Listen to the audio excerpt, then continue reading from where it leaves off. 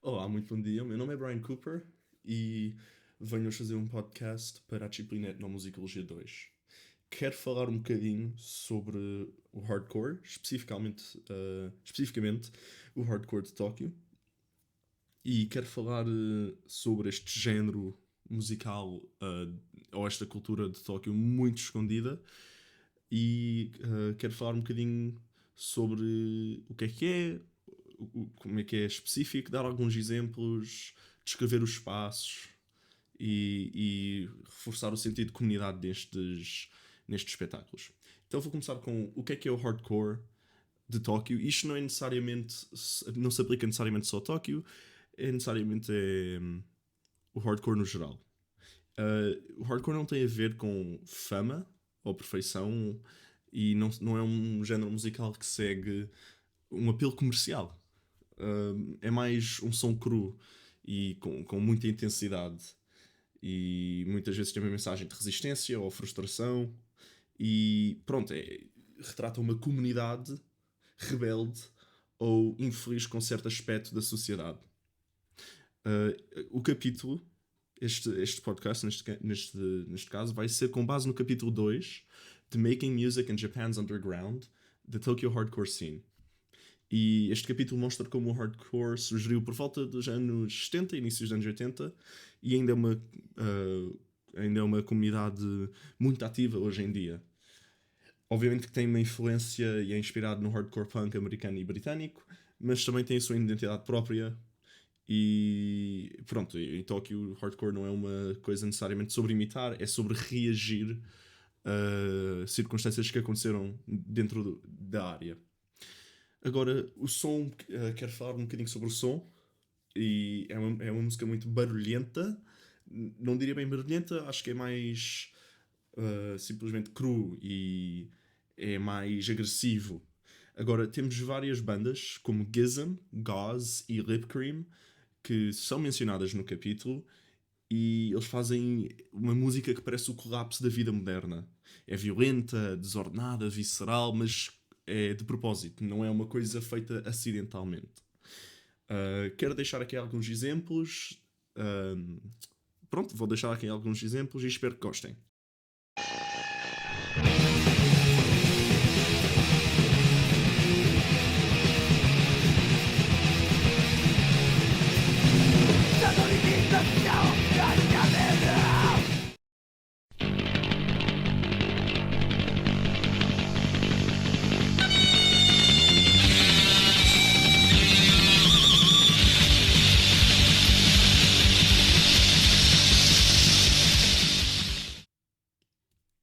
Ok? Após ouvir, acho que dá para entender, isto não é música feita para entreter. Obviamente que tem aspectos interessantes e malta vai gostar de ouvir, mas é música que não é feita com esse objetivo. Era feita para abalar-te fisicamente, emocionalmente. Segundo este capítulo, o hardcore tornou-se uma linguagem de recusa, ou seja, recusa das tradições, expectativas e até da própria sociedade educada, que pronto, é muito presente dentro do Japão e esta ideia de uma sociedade muito educada e perfeitinha e cheia de respeito. Quero falar também sobre os espaços agora. Vou passar um bocadinho para isto, porque são espaços pequenos que estes concertos eram realizados. Tem a designação de live houses. Temos o Loft Earthom e o Anti-Knock, que eram centros vitais para estes concertos acontecerem. Não eram auditórios, eram pá, pareciam sótãos. Eram assim salas com tetos baixos, corpos apertados e não havia barreiras entre a banda e o público, como se vê em festivais assim maiores. O capítulo também sublinha muito como estes espaços eram cruciais, não apenas para a música, mas para o sentimento de pertença. Ou seja, para isto não era. Para muita malta, isto não era uma cena, não era só um concerto, era um lar onde se podiam conviver com amigos e conviver com muita malta e partilhar a mesma opinião sobre infelicidades que estão a acontecer no sistema. Agora, seguindo o meu último ponto, quero falar um bocadinho sobre a comunidade e este sentimento de comunidade no meio do caos todo. Apesar da agressividade toda das cenas hardcore, estes espetáculos eram extremamente unidos. Ou seja, por exemplo, muitas vezes os panfletos eram feitos à mão por fãs ou por malta que gostava muito deste género. As cassetes também eram copiadas uma a uma, e os concertos eram organizados de boca a boca, ou seja, eram falados de amigos para amigos para amigos e coisas desse género. Ou seja, não era um concerto que se tratava de status ou estilo, tratava-se mais de uma amizade geral. Agora, havia uma ética, e há uma ética, aliás, nestes concertos, que é, pá, segue um bocadinho DIY, ou faz o mesmo, mas também faz em conjunto. E isto é um dos aspectos que o capítulo sublinha muito a resiliência à cena de Tóquio. Por exemplo, é uma coisa que o Hardcore Tóquio tem em específico, que é mesmo uh, sobre esta comunidade em conjunto. Ou seja, tu não ias só a concertos, não estavas só lá a assistir e a sentir bem e a gostar bem da música. Tu ajudavas o concerto, tu ajudavas a construir o concerto. Ou seja, tu fazias parte diretamente da executação do concerto. O hardcore também segue, obviamente, uma grande crítica social, e o capítulo deixa claro que o hardcore não nasceu assim do nada, porque foi uma reação à pressão social crescente e à conformidade, ao stress do trabalho e à alienação urbana. Ou seja, numa sociedade onde a emoção pública é frequentemente reprimida e muito educado e não se pode dizer nada e não se pode, porque senão vais ser desrespeituoso e vais ser visto como este estranho. O hardcore deu às pessoas uma forma de gritar de volta e também ofereceu um espaço para comentário político contra a guerra, a autoridade, comercialismo, e pronto, continua a ser muito este pró-verdade e pró-ruído e continua a seguir esta onda. O hardcore também é uma voz global.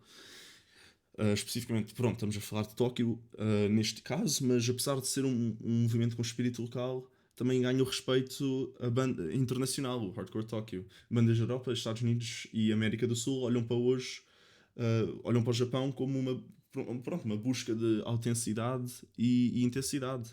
Muitas bandas de Japão são inspirações para grandes bandas dos Estados Unidos, de hardcore. Porque, pronto, o hardcore japonês ainda é bastante cedo, mesmo que tenha inspiração noutros países, ainda foi, assim, um dos pioneiros neste género. Mas, pronto, o capítulo também nos lembra que o hardcore de Tóquio nunca preocupa-se com esta fama global.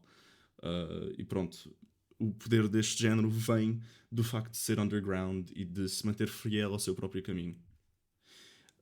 Pronto, para terminar, pronto, é assim uma coisa muito simples, concluindo. Os concertos acabam, os amplificadores desligam, as luzes apagam e pronto, não é aquela coisa no ambiente mais rígido e onde tens um concerto muito específico. Olha, agora desligamos isto, agora vamos desligar os amplificadores, agora pronto, agora o público tem de sair e arrumamos tudo. Aquilo era, o concerto acabava, pronto, olha, desligavam-se todos e depois ficavam todos lá a falar e ia-se embora. E resumidamente, isto era o Hardcore Tokyo. Acho um tópico muito interessante e espero que gostem de ouvir este podcast. Para acabar muito rapidamente, vou deixar aqui uma música de uma banda assim mais moderna, diria 2010 por volta, que são os Hand Protector. Não são diretamente hardcore, mas são post-hardcore e seguem muito esta cena de concertos muito locais e muito influenciados pelo hardcore. Não são assim tão políticos e sobre infelicidades. Segue mais uma onda de emocional, expressar-te emocionalmente e estar em contato contigo emocionalmente. Espero que gostem. E vou-vos deixar este então. E o resto de um bom dia.